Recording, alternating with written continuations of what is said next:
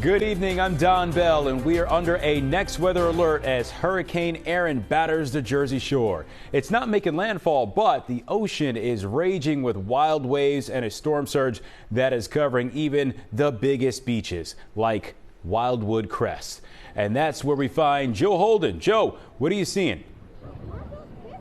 Well, Don, the power of this storm is impressive, especially the impacts. Let me explain this beach to you. So you see the beach boxes right there. That is normally the midway point to the hike to the water. People keep their chairs and stuff there, completely inundated. And then you have the lifeguard chair on its back there, wheels up. And then out where there is somewhat of a sandbar are the remains, from what we can see from this fishing pier, of a series of beach buggies. So the waves have been rolling in, and at this point we are about, well, high tides at 7:18 here in Wildwood Crest, so just about between 16, 17 minutes from that. You can see the entire beach is covered by ocean at this point. Yes, over the years this has happened when there are big storms, but a lot of locals will tell you they have not seen the intensity and the wave action, so to speak. We're also joined by a lot of people, Tom, if you go ahead and pan around and show them. Lots of folks coming down here to see exactly what is unfolding. Earlier, we were over at Cove Beach in Cape May, showing what we saw was a really interesting amount of people watching those surfing.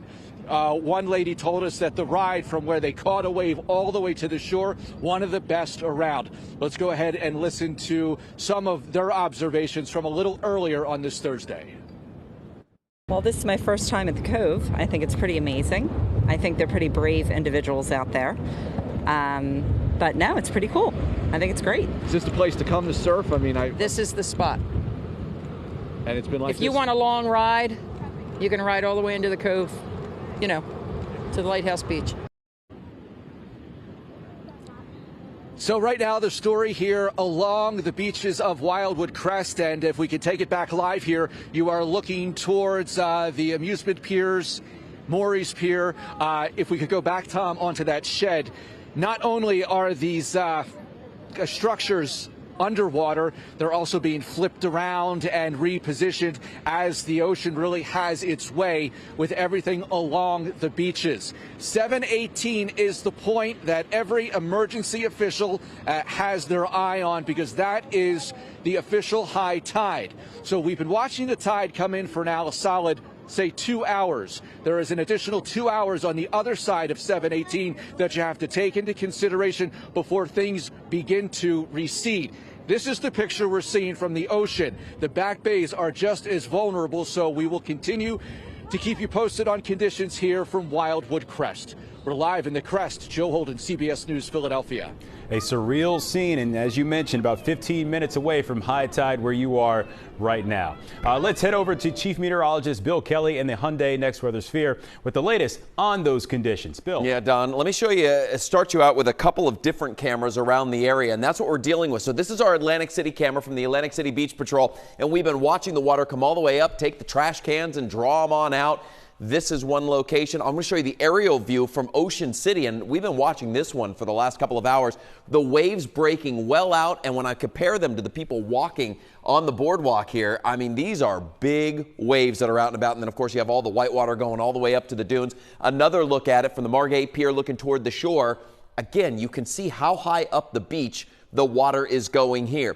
Now, when it comes to the clouds and radar, there is no rain, but we are seeing some of these clouds, the outer reaches of this storm. Here it is. It is now about 350 miles away and rapidly moving away from our area. The latest update, and we're going to get an update coming up in just a bit, is that it's moving at about 20 miles per hour. So again, you give it a couple of hours and this thing's 40, 60, 80 miles away, and it's going to push out this direction and lose some intensity. Currently, it's a Category 2 storm with 100-mile-per-hour sustained winds, and that was the latest observation that we got. But notice these numbers drop as we roll into the day tomorrow into Saturday morning, down to about 85 miles per hour, then just going up into the North Atlantic and completely losing the steam there when it comes to the tropical components and the strong hurricane. Here's what we have right now. High tide going on essentially as we speak, anywhere between about 7:15 to 7:45, depending on the location. Now, we'll go through the overnight hours. Low tide is at 1:30. High tide comes back tomorrow around 8 o'clock in the morning. So that's something that's going to bear watching as well, but there won't be quite the wind push that we've had. Plus, the winds, while light, are starting to shift the other direction. That will help. But really, the next couple of high tides, we need to keep a close eye on. Winds have dropped dramatically. Right now, sustained 5 to 15 miles per hour around the shore. Over to you. Erin is 350 miles away and still wreaking havoc. Bill, thank you. Let's head now to Nikki Dementri, who is live in Ocean City, where flooding is a concern tonight. Nikki. Don, that is one of many concerns here in Ocean City tonight. Welcome to 14th Street and the boardwalk.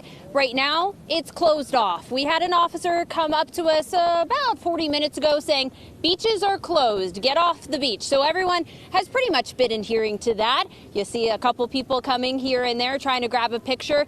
Take a look at the ocean right now. High tide is at 7:50. That entire shoreline is being eaten up by the tide, and you can see some of those waves crashing much in the distance. You see others that are crashing on the fishing pier right now. It is certainly a sight to see. Take a look from a little bit earlier, though. This drone video you're seeing right now, Ocean City Beach Patrol shared this with us. It gives us a bird's eye view of the rough surf hours before high tide tonight.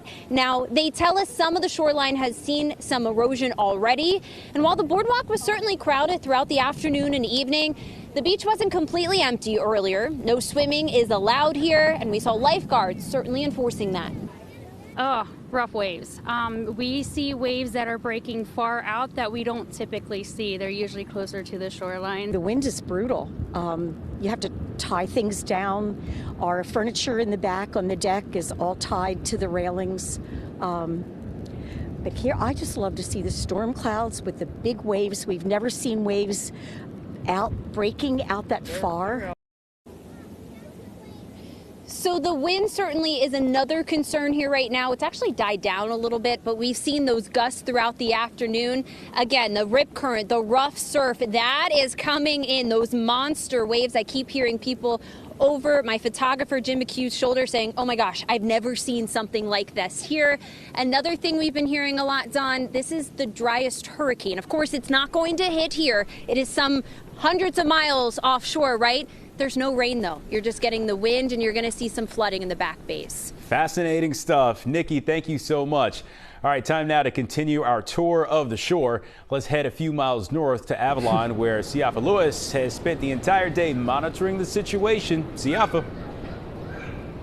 A tour of the shore, Don Bell. I like that very much. You know, you're talking about something that's very surreal. Behind me is where all of the action is going on with the ocean, obviously. But right over my photographer, my photojournalist's shoulder, I could see some rays of sunshine peeking through the clouds as we cover this hurricane off the shore of New Jersey. We are in Avalon at the Windrift by Icona. On our way in here today, driving down Ocean Drive, it did not feel like it was August down the Jersey Shore. There weren't a lot of people out. We are at a resort right now. There are a lot more people here. Obviously, they're not on the beach enjoying the weather per se, but a lot of folks are going out to take a look at the waves. As Nikki just mentioned, I believe she's in Ocean City just north of us. Tons of people. There's a landing and a platform to my left where a lot of people are going out and taking photos and videos to see the majesty of the ocean, the surf, the white waves just crashing upon the shore.